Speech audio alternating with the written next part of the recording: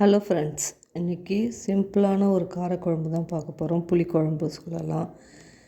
என்னதுன்னா முருங்கைக்கீரை வச்சு வில்லேஜ்லலாம் மோஸ்ட்லி இந்த குழம்பெல்லாம் நல்லா செய்வாங்க. தண்ணியாக இருக்கும், ஹெல்த்தியும் கூட. அந்த முருங்கை இலையெல்லாம் போட்டு நல்லா சாறு மாதிரி போட்டு பண்ணி தருவாங்க. ரொம்ப சூப்பராக இருக்கும்.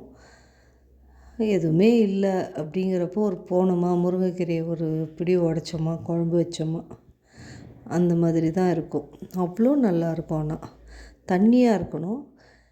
இதுக்கு ஒரு சின்ன வெங்காயம், ஒரு தக்காளி அவ்வளோதான் தேவைப்படும்.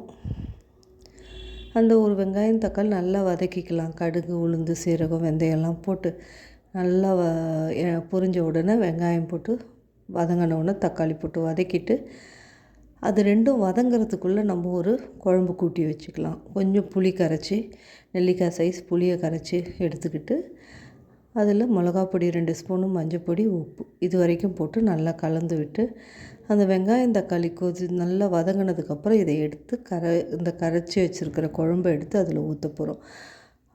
உண்மையாக இது பார்க்குறதுக்கு சிம்பிள் தான், ரொம்ப சிம்பிள். பட் ஆனால் அவ்வளோ டேஸ்ட்டாக இருக்கும்.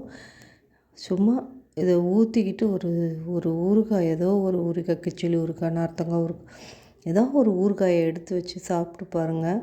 உண்மைக்குமே நல்லாயிருக்கும். ஆனால் இது அவ்வளோ ஹெல்த்தி. அந்த முருங்கைக்கீரை சாறுன்னு சொல்லுவாங்க. எங்கள் வீட்டு சைடெல்லாம் முருங்கைக்கீரை தண்ணி குழம்பு சொல்லுவாங்க. இந்த மாதிரி தான் அவ்வளோ டேஸ்டியாக இருக்கும். இவ்வளோ தண்ணி ஊற்றி நல்லா கரைச்சி வச்சுக்கலாம். இதை எடுத்து அப்படியே நம்ம அந்த வெங்காயம் தக்காளி வதங்குது இல்லையா, அதுவும் நல்லா குழைய வதங்கட்டும். அப்போ தான் நல்லாயிருக்கும் குழம்பும். அதில் இப்போ இந்த கரைச்சி வச்சுருக்கிறத எடுத்து ஊற்றிடலாம். டெய்லி எதனா ஒன்று தேடிக்கிட்டே இருக்குமா, இன்றைக்கி ஒன்றுமே புரியல, என்ன பண்ணுறதுன்ட்டு. அதுக்கப்புறம் போன முருங்கை மரம் வீட்லேயே இருக்குது. போய் கொஞ்சம் உடச்சிட்டு வந்து, சரி இந்த குழம்பு வச்சிடலாம் அப்படின்ட்டு வச்சுட்டேன். ஆனால் எனக்கு ரொம்ப பிடிக்கும். அதில் இருக்கிற அந்த முருங்கைக்கீரையை எடுத்து சாப்பிட்டு பார்த்தா ரொம்ப புளிப்பு, காரம், உப்போட அவ்வளோ டேஸ்ட்டாக இருக்கும். கண்டிப்பாக நீங்கள் ஒரு முறை அதை ட்ரை பண்ணுங்கள். இந்த குழம்பு தண்ணியாக தான் இருக்கணும், நல்லா கொதிக்கணும். கொதித்து அதுக்கப்புறம் தான் முருங்கைக்கீரை போட போகிறோம். முருங்கைக்கீரை போட்டு நல்லா கொதிக்க வச்சு இறக்க போகிறோம். நம்ம வாழ்க்கையில் எதை எதிர்பார்க்குறோன்னே தெரியல, ஆனால் ஏதோ ஒரு எதிர்பார்ப்போடு தான் ஒரு நாளுமே நகருது. உண்மைக்குமே எனக்கு நேற்று நடந்த ஒரு சம்பவம். எங்கள் பேரன் 3 வயசு தான். நான் வச்சுட்டு தான் விளையாடிட்டு இருந்தான். நல்லா தான் கண் முன்னாடியே இருந்தான். கையில் ஏதோ தழும்பு மாதிரி இருந்தது. அவ்வளோதான். என்னன்னு கேட்டால் ஏதோ நாய் தான் கடிச்சிருக்கு போல இருக்குது. ஆனால் அதை என்கிட்ட சொல்லிகிட்ருக்கலாம் அந்த நாயோட ஓனர். ஆனால் அவங்க சைலண்ட்டாக எல்லாத்தையும் எடுத்து உள்ளே வச்சுக்கிட்டு சொல்லாமையே விட்டாங்க. நான் டெய்லி எப்போவுமே விளையாட்டு வந்தால் வாஷ் பண்ணி விடுவேன். பண்ணும்போது பார்த்தா அந்த தழும்பு. அதுக்கப்புறம் நைட்டு 1 மணி ஆயிடுச்சு. ராமச்சந்திராவில் போயிட்டு இன்ஜெக்ஷன் போட்டு வந்ததுக்கு. 3 வயசுங்க. சொல்லிட்டா நம்ம போட்டுற போகிறோம். இதில் என்ன தப்பு இருக்குது சொல்லுங்கள். ரொம்ப கஷ்டமாக போயிடுச்சு. இந்த குழம்பு நல்லா கொதிக்குது. இது நல்லா கொதித்து வந்தோடனே நம்ம முருங்கைக்கீரை போட்டுடலாம். அந்த பச்சை வாடை போனால் போதும் கொதிக்கிறது. அந்த அளவுக்கு தான் இருக்கும். ரொம்பலாம் சுண்ட விடக்கூடாது. தண்ணியாக தான் இருக்கணும். கீரை நிறைய இருந்தால் நல்லாயிருக்கும். ஏன்னா அந்த கீரையை மட்டுமே எடுத்து வச்சு சாப்பிட்லாம். அவ்வளோ டேஸ்ட்டாக இருக்கும் இந்த குழம்புல இருக்கிற கீரை.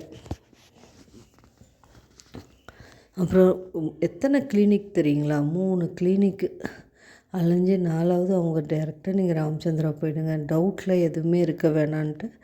அதுக்கப்புறம் அந்த இன்ஜெக்ஷனை போட்டுக்கிட்டு வீட்டுக்கு வரும்போது மணி 2. நானும் என் டாக்டரு. ஆனால் ஒரு பதட்டமும் பயமும் இல்லை. பரவாயில்ல. அந்த இடத்துல ஏதோ பகலில் போகிற மாதிரி தான் இருந்தது. நைட்டு ட்ராவல் கூட ஃபஸ்ட் டைம். அன்னைக்கு 2 பேரும் லேடிஸ் 2 பேரும் தனியாக ஹாஸ்பிட்டலுக்கு கூப்பிட்டு வந்தேன்னாங்க எங்கள் பேரனை. அது உண்மைக்குமே எங்களால் யோசிக்கவே முடியல. அதே மாதிரி நாய்ங்க வேறு துரத்துதுங்க. அந்த ஸ்ட்ரீட்டில் இருக்கிற நாய்ங்கள்லாம் நேற்றுக்கு வரவிட மாட்டேங்குது. அதுவும் ரொம்ப கஷ்டமாயிடுச்சு. இப்போ பாருங்கள், அந்த முருங்கைக்கீரை நல்லா வெந்து அதை நம்ம மூடலாம் கூடாது, அப்படியே வேகணும். சூப்பராக இருக்கும். அப்போ தான் நல்லா வெந்த உடனே இறக்கிட்டு சாப்பிட வேண்டியது தான். இந்த வீடியோ பிடிச்சிருந்தா லைக் பண்ணுங்கள், கமெண்ட் பண்ணுங்கள், ஷேர் பண்ணுங்கள். பிடிச்சிருந்தா சப்ஸ்கிரைப் பண்ணுங்கள் ஃப்ரெண்ட்ஸ். தேங்க்யூ, பாய். நாளைக்கு பார்க்கலாம்.